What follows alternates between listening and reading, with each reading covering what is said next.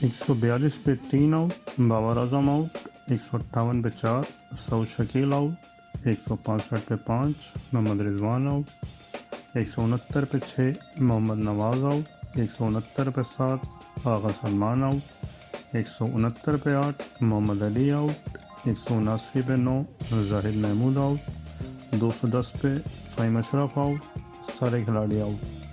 पाकिस्तान ये बैटिंग कर रहा था या मजाक? ओ भाई, मारो मुझे, मारो मारो मुझे, मारो मारो, नहीं ये मजाक हो रहा है। एक सेकंड यार, मजाक हो रहा है।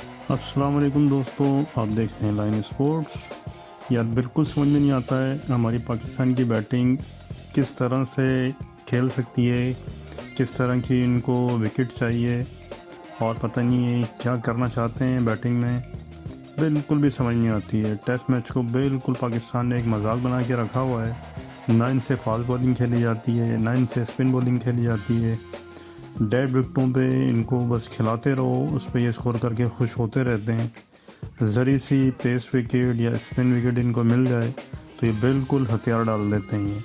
आज भी यही हुआ। सेकंड टेस्ट सेकंड डे अजीब व गरीब पाकिस्तान की आज बैटिंग की सूरत हाल रही। स्टार्ट करते हैं जी बाबर आजम साहब से, जब उनकी आज पहली विकेट गिरी।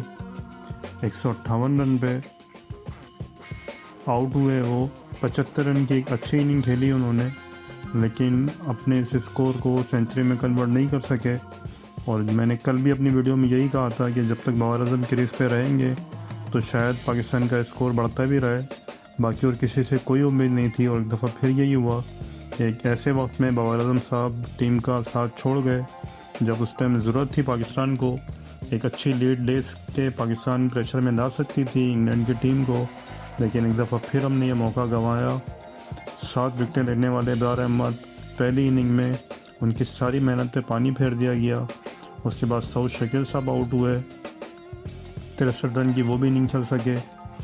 समझ में नहीं आता है जब आप इतने सेट हो जाते हो तो किस तरह से अपनी विकेट थ्रो कर सकते हो। लेकिन हमारे बैट्समैन में पता नहीं किस किस्म का फुकदान है, बिल्कुल समझ में नहीं आता है। एक ऑर्डनरी बॉलिंग लाइन के ख़िलाफ़ स्पिन खासकर जिसमें विकेट ज़्यादा है, लेकिन हमारे पास फास्ट बॉलिंग खेलने की भी सलाहियत नहीं है, ना ही स्पिन बॉलिंग खेलने की सलाहियत है। जैक लीच बॉलर जैसे को हमने 4 विकेटें आज थमा दी। उसके बाद आगा सलमान साहब अजीब बेतुका शॉट खेल के वो भी आउट हुए। मोहम्मद रिजवान साहब बोल्ड किया उनको, जैक लीच ने बिल्कुल समझ नहीं पाए उनकी उस बॉल को वो। उसके बाद मोहम्मद नवाज साहब भी 1 रन बना सके। फ़हीम अशरफ ने थोड़ी अच्छी इनिंग खेली आखिरी विकेट की पार्टनरशिप में, थोड़े से रन उन्होंने ज़रूर बढ़ाए लेकिन वो भी किसी काम नहीं आ सके। 22 रन की इनिंग खेल सके। मोहम्मद अली, मोहम्मद जाहिद महमूद बगैर कोई रन बनाए आउट हुए।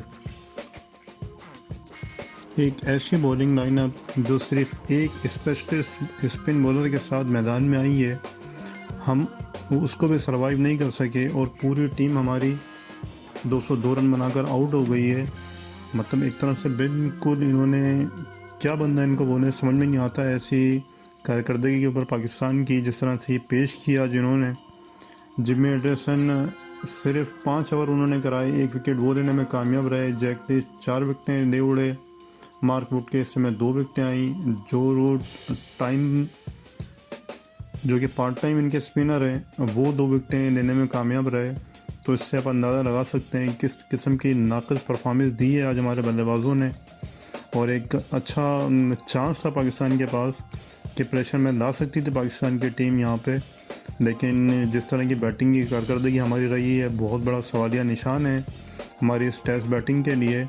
या तो T20 खेल खेल के हमारे बैट्समैन का वही मिजाज हो गया है, सर्वाइव करने इनको बिल्कुल नहीं आता है किस तरह से टेस्ट मैच खेला जाता है। अब मुझे तो ऐसा लग रहा है शायद ये इंग्लैंड की बनने की कोशिश कर रहे हैं कि तेज़ खेलने के चक्कर में वो अपना जो डिफेंस है वो भी शायद भुला बैठे हैं। ना इनको तेज़ खेला जाता है ना इनसे डिफेंस होता है, समझ में नहीं आता किस किस्म की परफॉर्मेंस देना चाह रहे हैं। मोहम्मद रिजवान साहब की यहाँ पे मैं ज़रूर बात करना चाहूँगा। जिस तरह से फोकियत दी जा रही है तमाम फॉर्मेट के मोहम्मद रिजवान को, T20 से लेके वनडे से लेके टेस्ट मैचेस से लेके, ये सरासर नाइंसाफ़ी कर रहे हैं मोहम्मद रिजवान बाकी प्लेयर्स के साथ। अगर वो टेस्ट मैच में उनकी स्क्वाड में जगह नहीं बनती है, अगर बाबर आजम साहब ने सिर्फ उनसे अपनी दोस्ती निभानी है और उनको तमामी फॉर्मेट खिलाने हैं, तो मेरे भाई इस तरह से टीमें नहीं चला करती हैं। आपको बोल्ड डिसीजन लेने होंगे। बेहतरीन विकेट कीपर, बेहतरीन बैट्समैन, टेस्ट मैचेस के लिहाज से सरफराज अहमद जैसा प्लेयर हमारे पास मौजूद है, लेकिन उसको मुसलसल नज़रअंदाज किया जा रहा है। और जिस तरह से ये कर रहे हैं सरफराज अहमद के साथ, ये बिल्कुल भी अच्छा नहीं है। और यही चीज़ें इनके सामने इस तरह की शिकस्त लेकर आ भी रही है, लेकिन फिर भी होश के नाखून नहीं ले रहे हैं। अगर सरफराज अहमद को इन्होंने मौका देना ही नहीं है तो वो बेचारा फिर कहाँ जाएगा। मुसलसल परफॉर्मेंस देते हुए आ रहा है सरफराज अहमद, और न जाने क्यों हर फॉर्मेट में बिल्कुल फ़र्ज़ कर लिया गया है कि मोहम्मद रिजवान ने खेलना ही खेलना है। सिर्फ इस वजह से बहुत ख़ास हैं बाबर आजम साहब के, और वो उनको ड्रॉप नहीं करना चाहते हैं।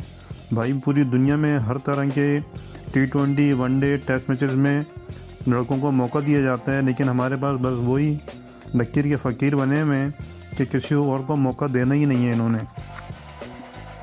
फ़हीम अशरफ की बात करें, मोहम्मद नवाज़ की बात करें, इन दोनों को एज ए ऑलराउंडर खिलाया गया था, लेकिन किस किस्म की इन्होंने बैटिंग में परफॉर्मेंस दी है वो सबके सामने है। बिल्कुल भी किसी किस्म की सेंसिबल बैटिंग इन दोनों ने नहीं की, और ना ही इन्होंने ये अंदाज़ा लगाया कि किस किस्म की सिचुएशन चल रही है। अजीब व गरीब अंदाज में जिस तरह से आउट हुए हमारे खिलाड़ी आज। ठीक है, पिच में स्पिन था, लेकिन ऐसा भी नहीं था कि कोई स्क्वायर गज आपकी स्पिन हो रही हो और ना खेला जाए आप लोगों से। इस तरह की भी विकेट नहीं थी। थोड़ा सा अगर विकेट पे स्टे कर के यहाँ पे रन्स किए जा सकते थे, जिस तरह से इंग्लैंड के बैट्समैन ने पहली इनिंग में भी करके दिखाया और दूसरी इनिंग में भी अब तक जो जिस तरह से वो खेल रहे हैं, लेकिन हमारे बैट्समैन को कौन अकल देगा, बिल्कुल भी समझ में नहीं आता है। जिस तरह से हम नाइंसाफ़ी कर रहे हैं अच्छे प्लेयर्स के साथ, इन दी एंड फिर ऐसे रिजल्ट आपको मिलने भी हैं। 202 पे आउट करके इंग्लैंड ने 79 की एक अच्छी लीड हासिल कर ली पाकिस्तान के ख़िलाफ़। जब दूसरी इनिंग का आगाज़ किया इंग्लैंड ने, तो एक दफ़ा फिर जैक क्रोली और बेन डकेट अच्छी फॉर्म में जो मुसलसल चले आ रहे हैं।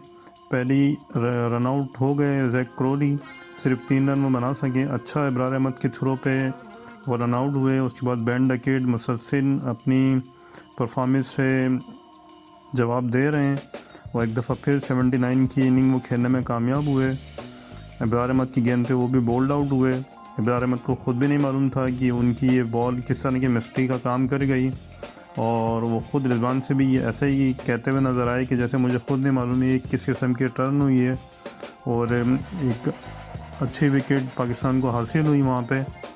वेल जैक्स 4 रन बना सके, उनको भी इब्रार अहमद ने बोल्ड किया। जो रूट 21 रन बना सके, उनकी विकेट भी इब्रार अहमद के हिस्से में आई।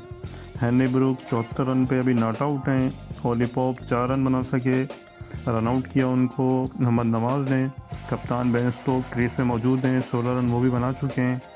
और इस टाइम तक इंग्लैंड की टीम 202 रन 5 खिलाड़ी आउट पे आज दूसरे दिन का अख्ताम हुआ है, और अब तक 281 रन की लीड हासिल कर चुकी है इंग्लैंड की टीम। और यहाँ पे लगता है ऐसा ही अब शायद कोई मौज़ा ही हो सकता है जो पाकिस्तान को इस शिकस्त से बचा सकता है, नहीं तो कोई कसर हमारे बैट्समैन ने छोड़ी नहीं है। बॉलिंग की बात की जाए तो सिवाय इब्रार अहमद के आज भी कोई विकेट लेने में कामयाब नहीं हो सका। दूसरे एंड से कोई सपोर्ट नहीं मिल रही है इब्रार अहमद को। वो अकेला कहाँ तक बॉलिंग कराएगा, कहाँ तक विकेट लेगा, बिल्कुल समझ से बाहर है। इंतहाई ऑर्डनरी किस्म की बॉलिंग लाइनअप हमारी लग रही है। मोहम्मद अली, फ़हीम अशरफ किसी किस्म की कोई परफॉर्मेंस नहीं दे पा रहे हैं। मोहम्मद नवाज़ स्पिन डिपार्टमेंट में, जाहिद महबूब वो भी किसी किस्म की कोई विकेट लेने में अब तक कामयाब नहीं हुए हैं। और लगता है ऐसा ही है कि शायद 400 के करीब तक इंग्लैंड टारगेट देने में पाकिस्तान को कामयाब हो जाएगा। अगर तो कल पहले सेशन में बाकी 5 विकेटें पाकिस्तान ने जल्दी हासिल नहीं की तो इंतहाई मुश्किल में हो जाएगा पाकिस्तान यहाँ पे। और लगता है ऐसा ही है कि शायद ये टेस्ट सीरीज तब फिर हम गंवाने जा रहे हैं अपने होम एडवांटेज का फ़ायदा उठाए बगैर। देखते हैं कल किस किस्म की परफॉर्मेंस आती है पाकिस्तान की तरफ से। दूसरी इनिंग में जिस तरह से इंग्लैंड के बैट्समैनों ने रन्स निकालने शुरू किए, एक दफ़ा फिर वही अप्रोच बाबर आजम साहब की, किसी किस्म का अटैक करने के बजाय वो रन रोकने की तरफ जाते रहे। रन रोकने से भाई यहाँ कुछ नहीं होगा। जब तक आप अटैकिंग क्रिकेट नहीं खेलेंगे, विकेट्स नहीं निकालेंगे, तो मैच में वापसी आना आपका मुश्किल था। और ना तो किसी किस्म की फील्ड सेट समझ में आ रही थी आज बाबर आजम साहब की, और ना किसी भी किस्म का अटैकिंग प्लान उनकी तरफ से नज़र आ रहा था। और मुस्तकिल बस वो ये इसी फिक्र में थे किस तरह से रन रोके जाएं। जब तक आप अटैकिंग क्रिकेट खेल के विकेट हासिल नहीं करेंगे, यहाँ बहुत मुश्किल हो जाएगी इंग्लैंड के रन रोकना, क्योंकि जिस तरह की परफॉर्मेंस इंग्लैंड की टीम दे रही है तो यहाँ बहुत मुश्किल है इंग्लैंड को आप रोक सकते हैं जब तक आप विकेट नहीं निकालें। वो तो आज 2 रन आउट करने में पाकिस्तान की टीम कामयाब हो गई, तो शायद ये इतना रन रुक भी गए, नहीं तो ये ठीक ठाक आज ये लीड ले चुके होते इंग्लैंड की टीम। और कल के सेशन में अगर पाकिस्तान की टीम जितनी जल्द से जल्द आउट करने में कामयाब होती है तो शायद कोई चांस होगा पाकिस्तान का, लेकिन 4th और इनिंग में इतना आसान नहीं होगा एक दफ़ा फिर पाकिस्तान के बैट्समैन को इंग्लैंड की जिस तरह की बॉलिंग लाइनअप है उसके ख़िलाफ़ ये टारगेट अचीव करना। देखते हैं जी किस किस्म की कारकर्दगी देते हैं हमारे बैट्समैन लास्ट इनिंग में। उम्मीद है आपको ये वीडियो अच्छी पसंद नहीं होगी। प्लीज़ चैनल को लाइक कीजिए, शेयर कीजिए, सब्सक्राइब ज़रूर कीजिए।